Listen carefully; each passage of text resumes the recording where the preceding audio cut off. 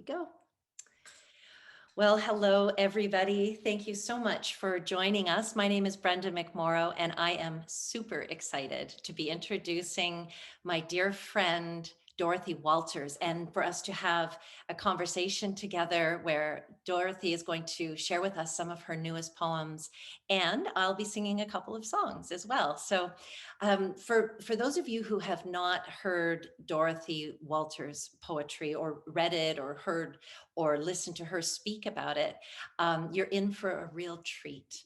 And Dorothy is a PhD in English and American literature. And she actually was one of the co-founders of one of the earliest women's studies programs in all of the US. And it was right in the middle of Kansas, I think, right, Dorothy? And so I think it was I jotted it down, 1981, Dorothy had a spontaneous Kundalini awakening. And ever since then, her life has been dedicated to researching and exploring and writing beautiful poetry about this experience of the Kundalini rising, the Kundalini awakening. And so she's a beautiful resource for so many who are going through this experience themselves and those who are interested in it, and also those who just love great poetry. So I'd like to welcome Dorothy Walters. Hi, Dorothy. Hi. So good to have you here. I would love to find out from you a little bit, if you don't mind sharing a little bit about this brand new, beautiful book, Goddess Speaks, which has just come out recently.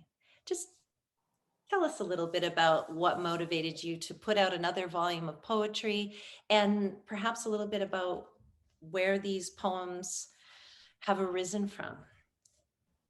Thank you. Well, I'm delighted to do so because these poems, in a way, were a surprise. I had written several books. And then suddenly, not too long ago, about a year ago, more poems started coming. And they came very swiftly. A poem came every night, sometimes two poems. Now, that's a lot for poets, if you know. And I wondered, and finally I asked, where are these poems coming from? And the answer came immediately from the goddess. So for that reason, I named this volume, The Goddess Speaks. And the subtitle is Poems of Ecstasy and Transfiguration, because these derive from Kundalini herself. Kundalini, as far as I'm concerned, is the goddess. The goddess is Kundalini. They're one and the same. And luckily for me, my experience with Kundalini was a very positive one. And I won't go into the long description of how it happened because I've written about that elsewhere. But the gist of it is that I knew almost nothing about Kundalini. And one morning I woke up and were certain things going on in my life, and it all culminated in a sudden and unexpected arousal of Kundalini as bliss, not as pain, but as bliss. I knew that it was supposed to go from the bottom to the top. That's about all I knew about Kundalini. And so I thought I'd like for this to go from the lower chakras to the upper chakras, and it shot into my head. And I was much surprised. And it was ecstatic. And I didn't even have a word for it. So what these poems are the words of tribute, of adoration, of worship, of the goddess. They're dedicated to the goddess because they are from the goddess, as far as I can find. So that's how this book came about. And it was published a few weeks ago, and I'm glad because I recently celebrated my 93rd birthday. Yes. I don't know how many more I'm going to publish, but anyway, there's this one. I found out, at first I didn't know who that goddess was on the cover, and I found out it's Annapurna, Annapurna. the goddess Annapurna. Beautiful. So these poems they bring you in very close to the goddess. They touch people at a very deep level. As one put it recently, the waterworks turned on,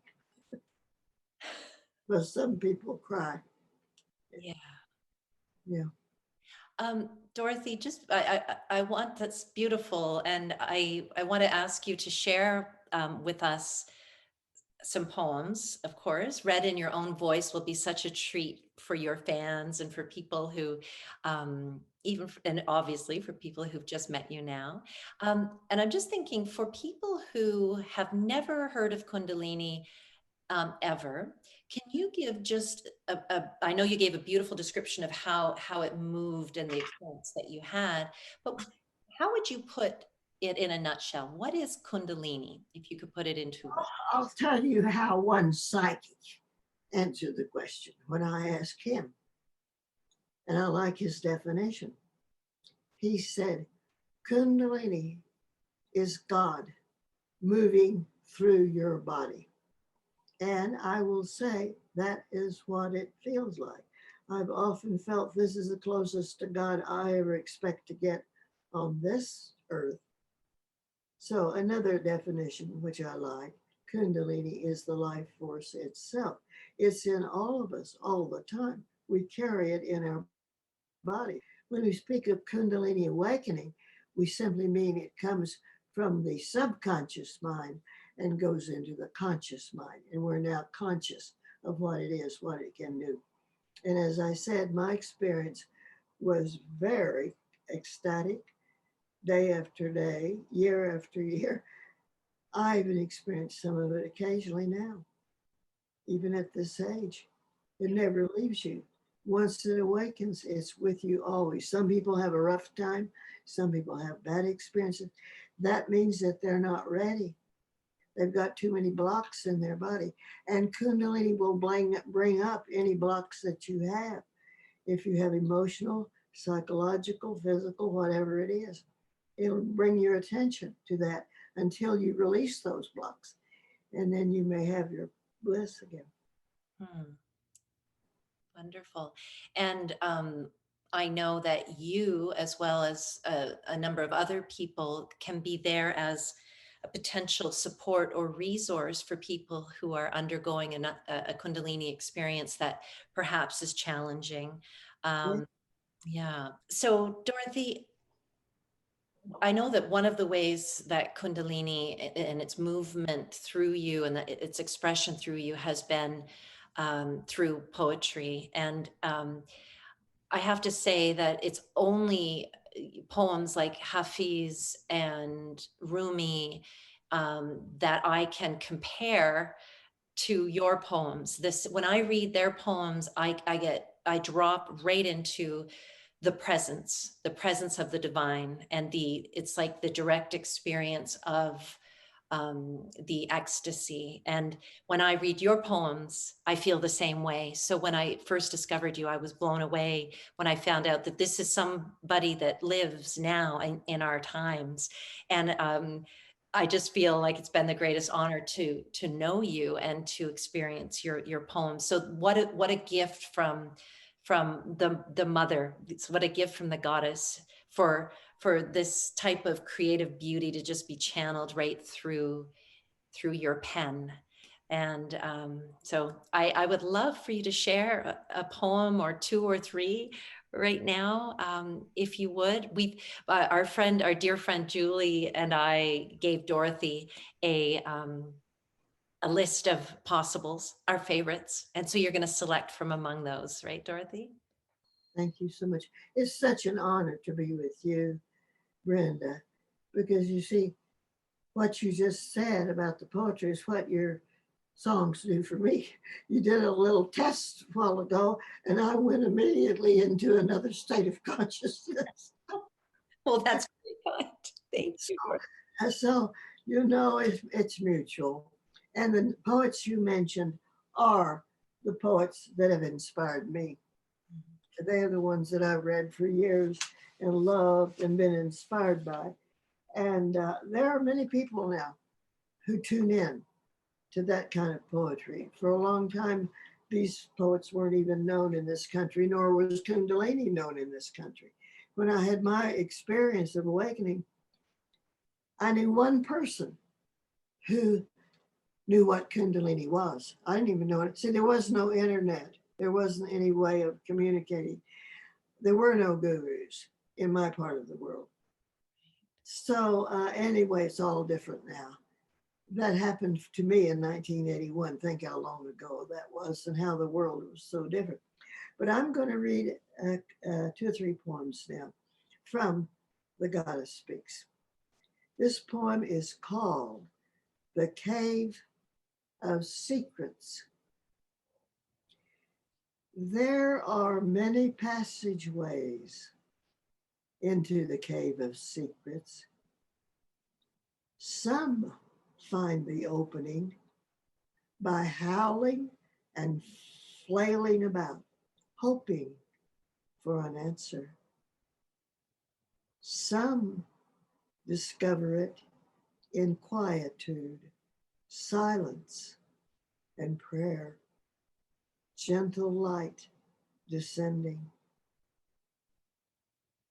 Earnest pilgrims wake up one day, find they are already there, already know the secrets, hold them in their hearts, whisper them to others in familiar syllables, unknown tongues.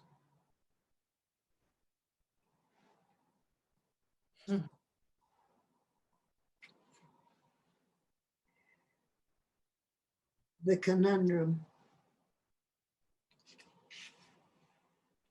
You ask how I can speak of joy, of love, when so many are suffering or in pain. God does not change as we pass through our troubles. God, that is the goddess, is immutable, ever fixed, watching us struggle with our challenges, holding us as we transmute into the thing we really are, the perfect self, infinite love, now and ever, holy creation, endless bliss. God is love bliss, and so are we.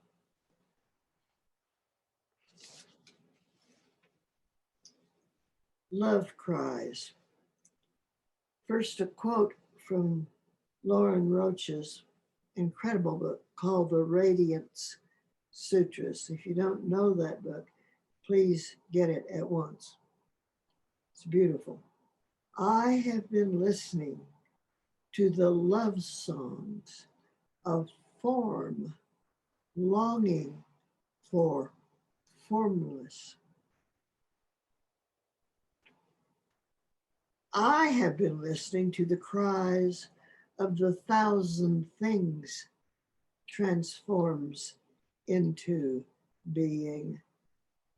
They sing as a chorus embedded in all creation. They reverberate throughout the universe of energy, captured into matter. Our veins into pulsation of delight. Always they cry out for union with the beyond, with their song of longing. They summon us to the banquet of unending love.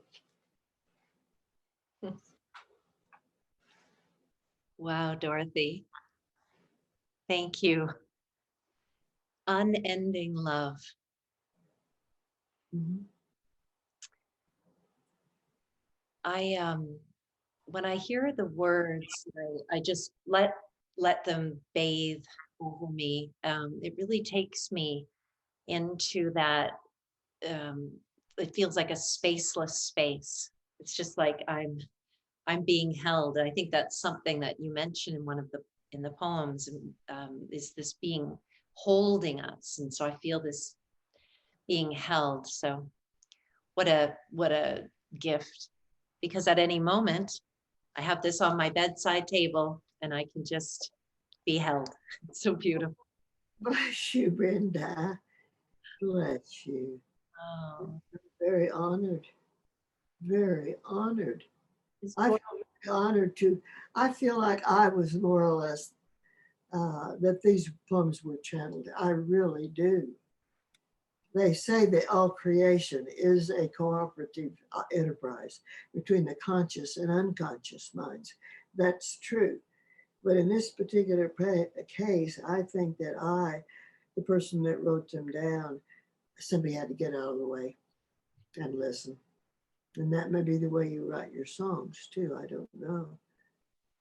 Yeah, But totally relate to that, Dorothy. The less that I'm invested in it or thinking about being an individual as I write, the freer it is to just come through.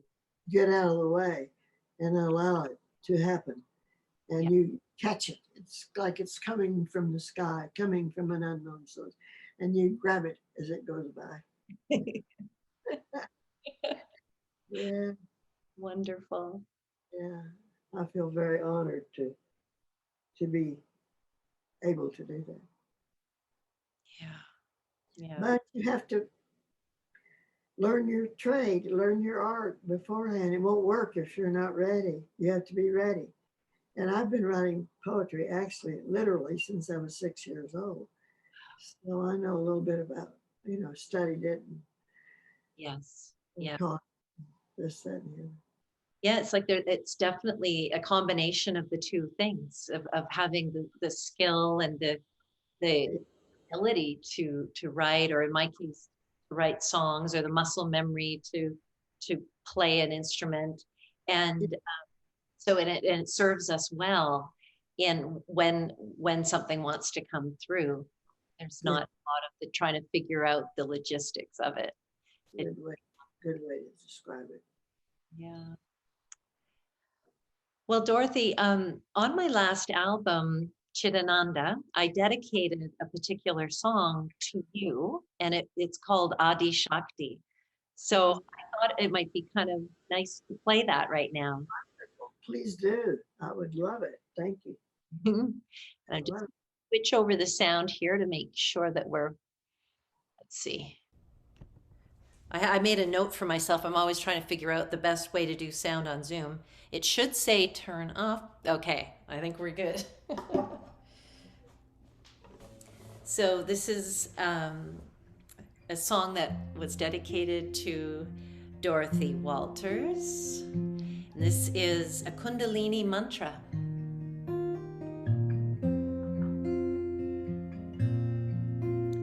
This is Adi Shakti. Namo Namo, I bow, I bow. Adi Shakti. Namo Namo. Sarva Shakti. Namo Namo. Pritam Bhavati. Namo Namo. Kundalini Mata Shakti. Namo, Namo, Namo, Namo, Namo, Namo. Adi Shakti. Namo, Namo.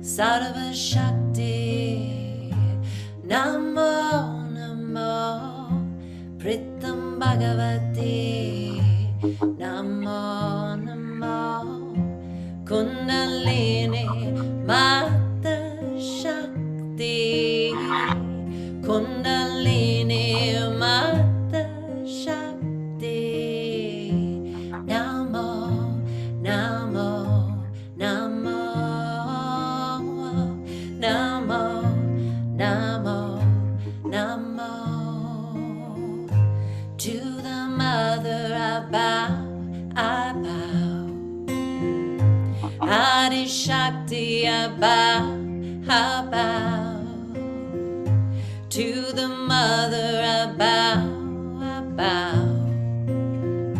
Adi Shakti, I bow. Namo, Namo, Namo, Namo, Namo, Namo, Namo, Namo. Adi Shakti, Namo, Namo, Sarva Shakti, Namo, Namo, Pritam Bhagavati, Namo, Namo, Kundalini Mata Shakti, Kundalini Mata Shakti. Namo, Namo, Namo, Namo, Namo, Namo.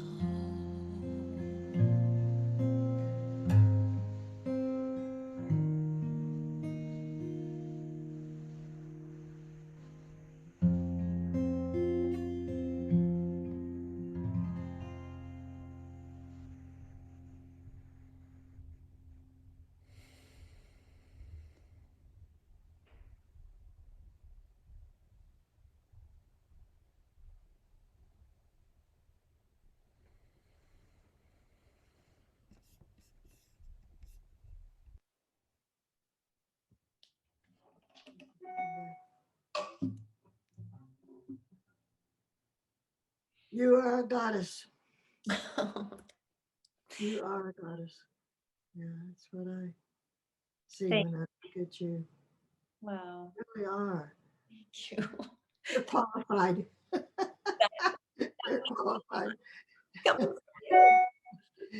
you are. Beautiful. Beautiful. I'm so honored. I So honored. thank you, Dorothy. And I just feel that, the goddess speaks through your poems, through the songs, and uh, you might agree that right now, the more that we can bring in and be aware of the energy of the divine feminine, the better for everything that's happening all Oh, around us. yes. Oh, yes. And I think it is coming in. It is. I, for one, I don't know exactly how you feel. I think we're in a time of major, major, major transition. I think we are in a time of evolution. That's why we're here. We're at the very crux of it, the very key of it. It's happening right now. We are evolving into something other than what we have been. We have been something pretty nice. I think humanity, the idea is very nice, but there's going to be more, and we're going to be more, and we're going to be different. And it's called evolution, evolution of the species, for heaven's sakes, which is a big uh, claim. But many people are waking up. Many people are feeling it. Many people are saying, something is happening to me. I don't know what it is. And that's why I offer and wish to help people going through transition, because that's not always easy. And some people don't even know what's going on.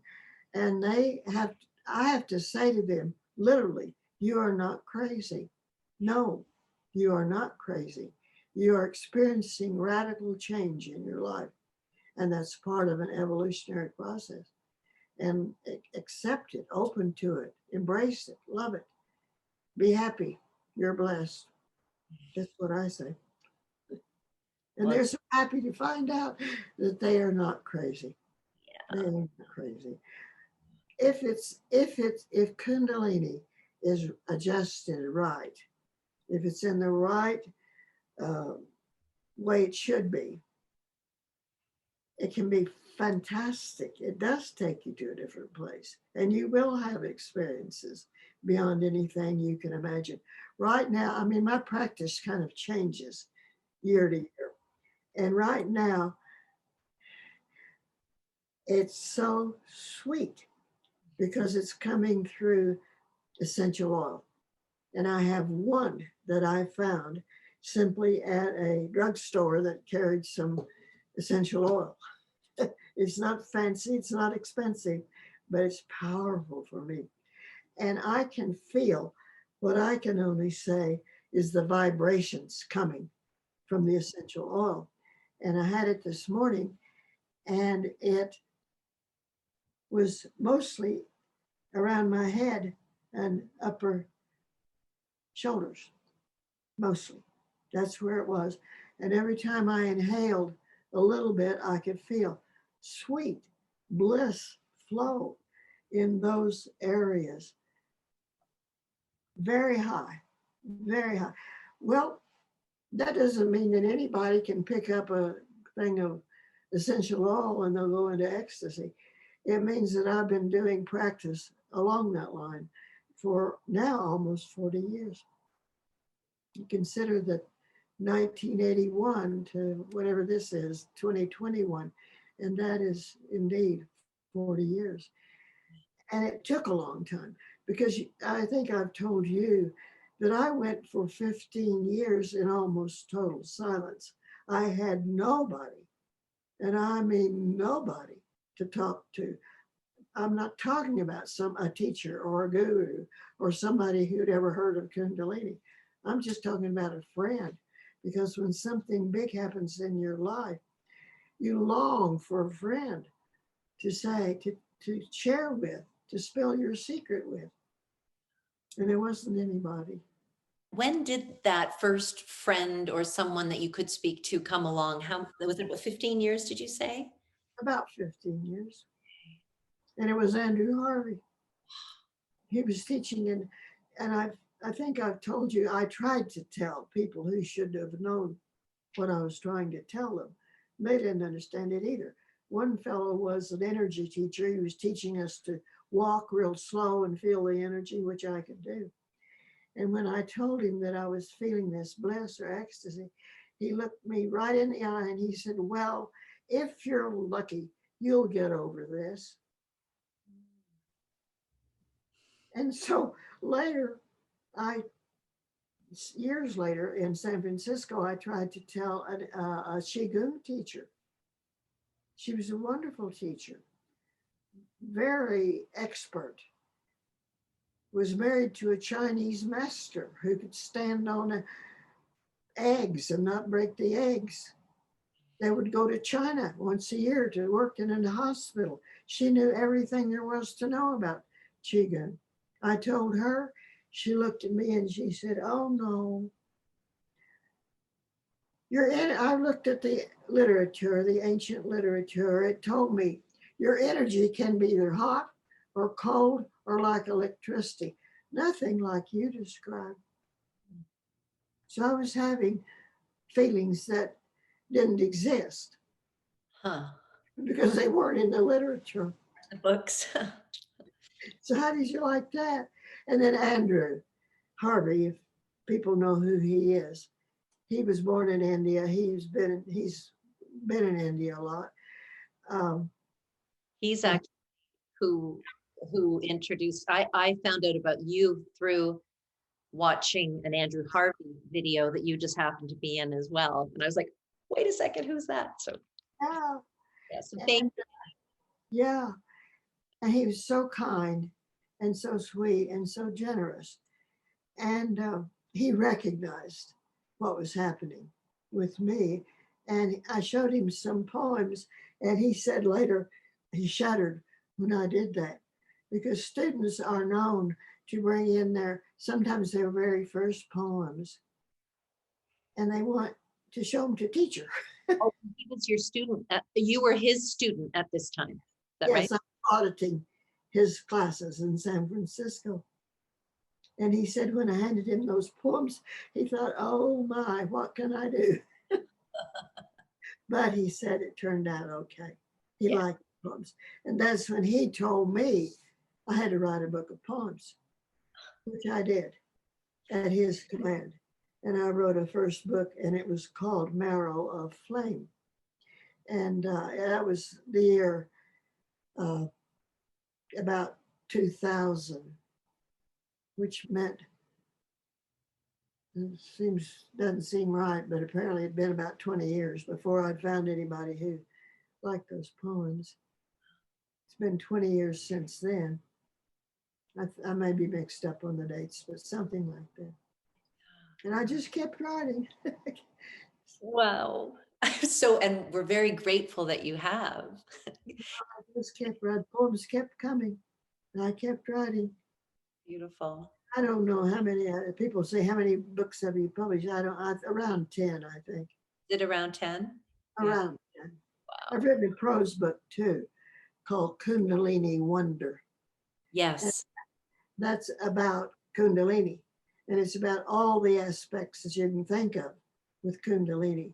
Kundalini and the child, Kundalini and the elder, Kundalini driving you crazy.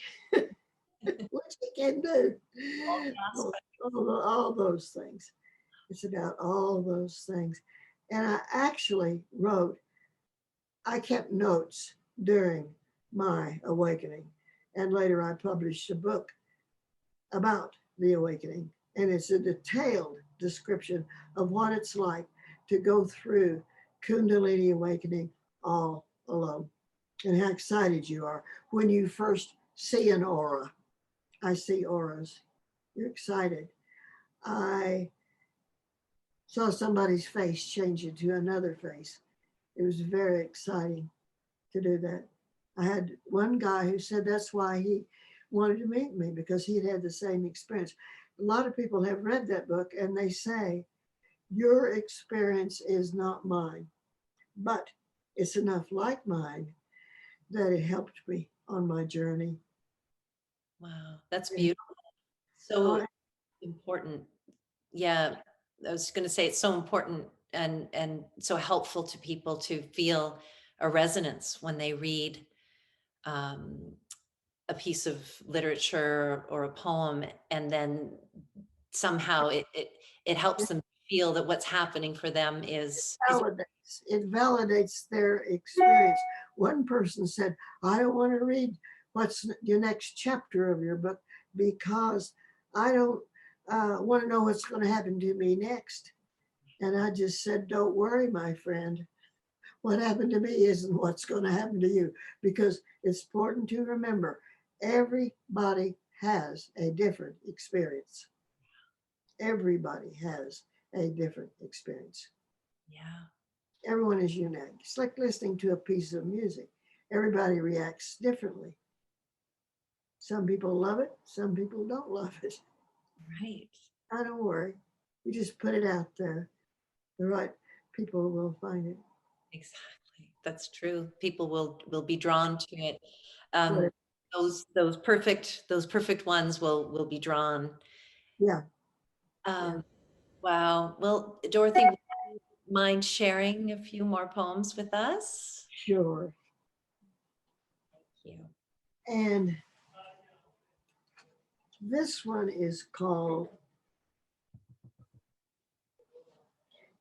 I'm a little self conscious about this one because it's called The Hidden Poet. And I wrote it thinking about there probably was a hidden poet. And then somebody guessed it was me. So I felt funny to read it. But anyway, it is The Hidden Poet. Could be any hidden poet. Could be Emily Dickinson. Yeah. Later, I think I'll dedicate it to Emily Dickinson so people will think of that. Later, anyone, may wonder who she was, what her thoughts were, where she lived, and why, alone or mated. Emily Dickinson's house is a special place to visit now. You can go there and literally visit the house she lived in. And certainly she's been examined and researched and read and quoted. Some lonely student may rummage archives, seek interviews. Well, I don't know if they'd seek interviews with Emily, but they might. That's happening now. Um, Old letters and photos, and find in any of these little trace of the hand that wrote the lost image in the mirror. In death, as in life, she was mostly hidden from the world. Well, that's certainly true of Emily. She was a recluse. She wrote from the inner compulsion, the inescapable urgency to translate the ineffable into words, to tell the unseen world how it was to have been struck by the lightning of the unknown. You know, Emily didn't have an audience. She only published 5 poems in her whole life. She used to put her poems into mittens. She'd knit mittens, put poems in them, and then drop them down as the school children walked by so she could give them as a gift to somebody. Wow. To have been the bride of uncommon necessity, one for whom the unseen lover and the verbal expression were the only visible constants, the only things that matter. She lived an amazing life. She was totally dedicated to her poetry, and almost nobody knew anything about her. So I'm going to dedicate this to Emily. Wow. Here's a poem that somebody liked. It's called, now I'll just confess, I've had a lot of ecstasy with my experience. It isn't all the time. It would come and go. And often it was like a lover who was in hiding. And when you walked by, your lover jumped out and grabbed you and said, ha ha. Well, and so you didn't know it was going to happen. So this is called Unexpected Rapture in a Chair, which is kind of funny because usually when you're doing your practice, you're on the floor if you're doing yoga, or you're somebody that can get up. I can't. Or standing. I like to do mine standing. But this is, and I almost never do it in a chair. Unexpected rapture in a chair. As always, you arrived unannounced. It started in the head and moved slowly down. Each tiny pore and opening filling with love, so soft, so subtle, my hands moving from a distance, divine caress, rose soothing cheek, feather touching self, love strokes, connection, even now, even here.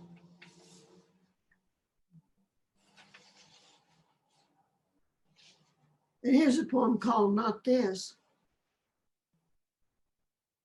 What I wish to tell you is that it is not a course, not an exercise of how to breathe your way to happiness, nor any object you wear around your neck. It is not a shirt with a slogan on it, not the ability to name such each center with an ancient foreign word, not a method to turn your body into a pretzel or a notion you read in some best-selling book with an invitation to ascend. It is instead an altar with an invitation to climb up and let yourself be dismembered. Every part and particle taken and transformed, sacred fires burning, sacred hymns chanted, you the small pile of ashes left behind, the ember wanting to be transformed into the nothingness that you are.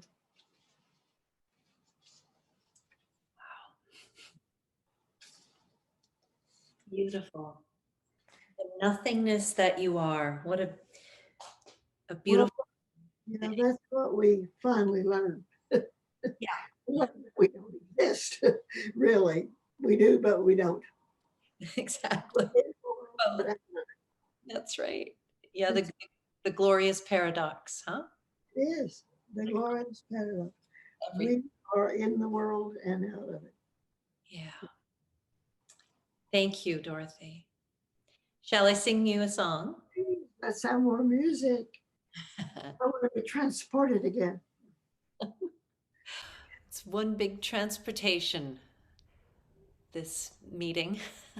That's it. Let's see. I go. So this is a chant to Lakshmi. As you know, Dorothy, the Lakshmi, the goddess of abundance. Yeah. Oh, Shrima Lakshmi Swaha. Oh, Shrima Lakshmi Swaha. Oh, Shrima Lakshmi Swaha. Oh, Shrima Lakshmi Swaha. Jai Jai Ma Jai Ma Jai Ma Jai Ma Jai Ma Jai Jai Ma Jai Ma Jai Ma Jai Ma Jai Ma. Oh, Shri Maha Lakshmi Swaha. Oh, Shri Maha Lakshmi Swaha. And here we sing Jai Ma, Jai Jai Ma, Jai Ma, Jai Ma, Jai Ma, Jai Ma, Jai Jai Ma, Jai Ma, Jai Ma, Jai Ma, Jai Ma. Oh, Shri Maha Lakshmi Swaha. Oh, Shri Maha Lakshmi Swaha.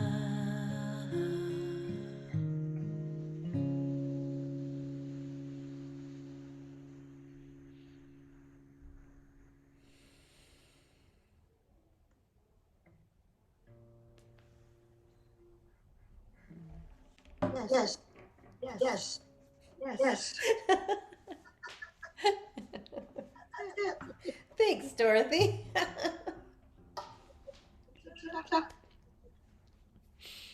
Oh, let me just turn the sound back to my glasses to see. Here we go. Okay, it's back. Do you feel like reading a few more poems? Yeah, sure. We've got an audience. Okay, this poem is called The Secret. If you think that the secret can be said or written in words or given away in a workshop, you are like a bear looking for honey in a dead tree, or a treasure seeker wandering forth with the wrong map and no water. The secret speaks itself at midnight under a full moon, but not in words. The secret arrives in your body when you are least expecting it. No rulers or scales can measure it. No verses can capture it. The secret is yours and yours alone. You will know it when it comes. Some call it bliss, others speak of rapture. It is more than joy. It is the way you communicate with the vast other, the source of all. It is how you know you are alive.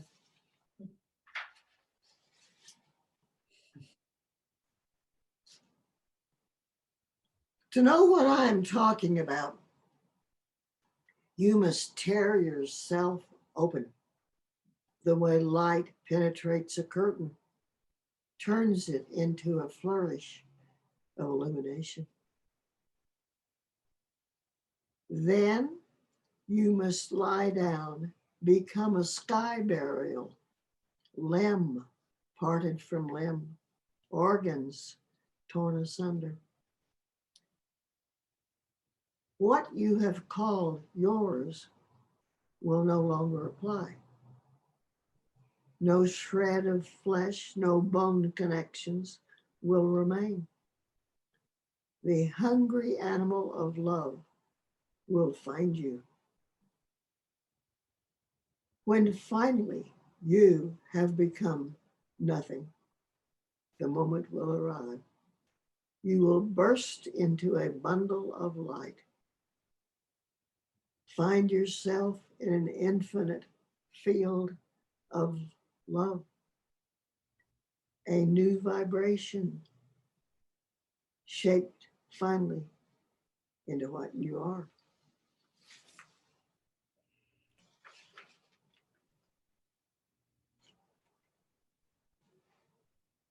The slave, I am here to be transfigured. So go ahead, knead me, pound me, shake me upside down. I don't care what you do to this being. It was yours well before I came to this realm. You carried it in your future plans drawer, then perfected it in earth fashion. Once I arrived, what I see in the mirror now is what you imagined then. This body with all its scars and imperfections, the one you designed, so I will live with it, claim it for my own. Just tell me what to do, and I will follow your desire. The way a favorite dog gladly obliges the master whom he loves. Yes, yes, yes. So beautiful, Dorothy. Thank you. Time for another song. Shall we do one more just before we say goodbye? Well, I've got a couple more poems, but I want you to do another song. So we'll do one more song, and then we'll go into two more of your poems, and then we will bid each other adieu for now. What a wonderful experience to be here with you, Dorothy. Amazing. And I want to say Thank you to our dear friend Julie for helping us to get organized and everything that she is and does. She did it. So many wonderful things. So here's another goddess chant. This is entitled Anandamayi. We're singing to the divine feminine in the form of bliss, which Dorothy knows a lot about, consciousness, and truth. Om Anandamayi Chaitanyamayi Satyamayi Parameshwari.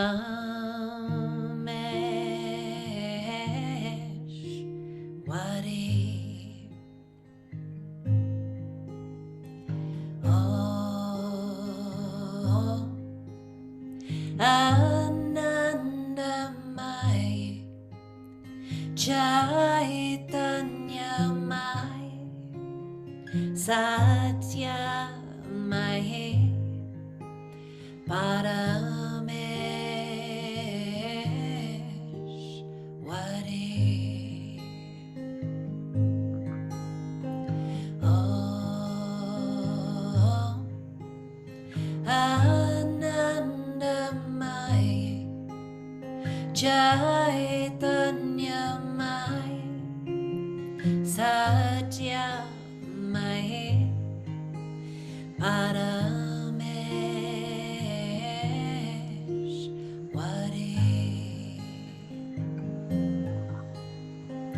Om Anandamayi Chaitanyamayi Satyamayi Parameshwari. Om Anandamayi Chaitanyamayi Satyamayi Parameshwari.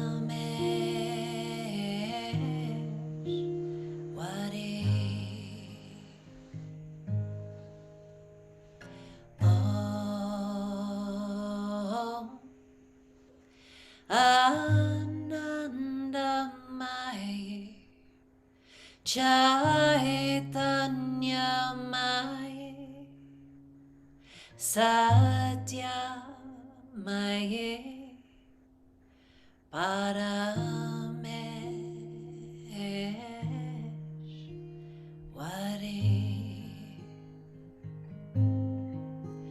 Parameshwari. Parameshwari.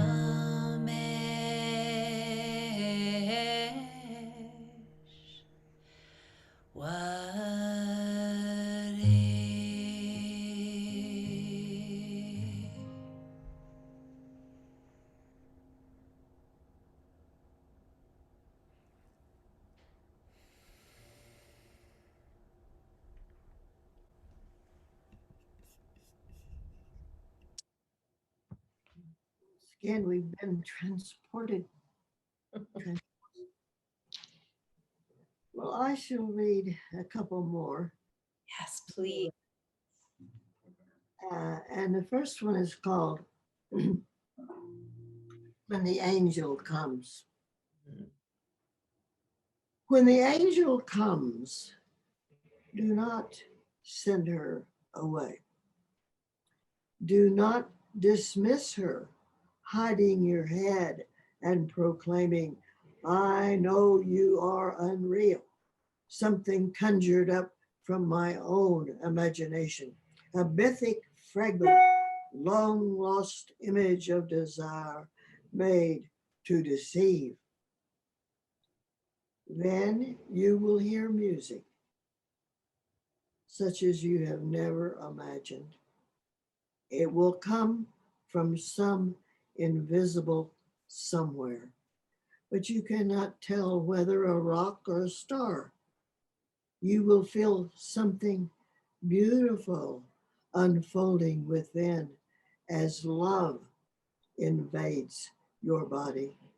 And at last, you will notice that the angel wears your face, is molded of the same substance as you are now, a being made of light.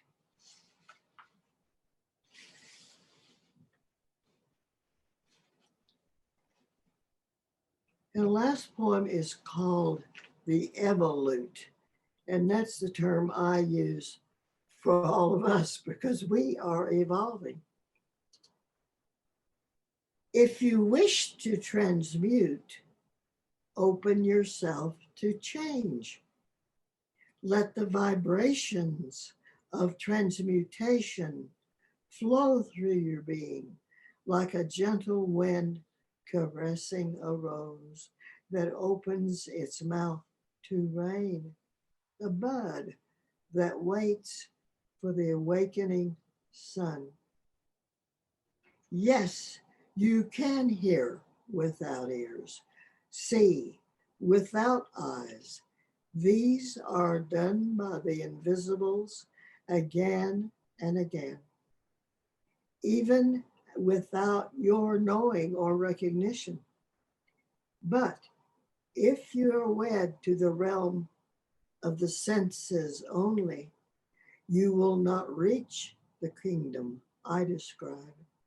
You will reject its perfections for a world more familiar and wonder why anyone would desire to enter the realm of the immutable.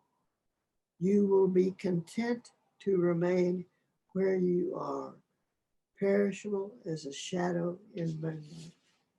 Mhm. Thank you. Ah, Thank you, Brenda. so much, Dorothy. This has been such a treat, more than a treat, More than a tree. a super treat. Well, if I had imagined all those years ago when I didn't even have anybody to talk to that this would happen, I would have not known how to react. So So thank true. you. Just kind of culmination. Yeah. Say that again, Dorothy. I spoke over you for a moment. Say the whole thing. Nope, just the last line. I missed it. I would not have imagined such a thing could happen to be in communion with you and with so many others through you. Yes, I know. It is amazing. And just to think too of how many people will be touched by this new book, The Goddess Speaks, and just by watching your videos and reading your other books of poetry, so many people are touched, and the ripple effect that just goes through the universe, and the healing. I find your poetry to be so healing, and I'm just really grateful to you for that, for letting that come through you, for opening, for getting out of your own way so that it could come through, to use your words. Thank you so much. Thank you, Dorothy. Mwah. Very, Blessings. very honored to be with you. Thank you.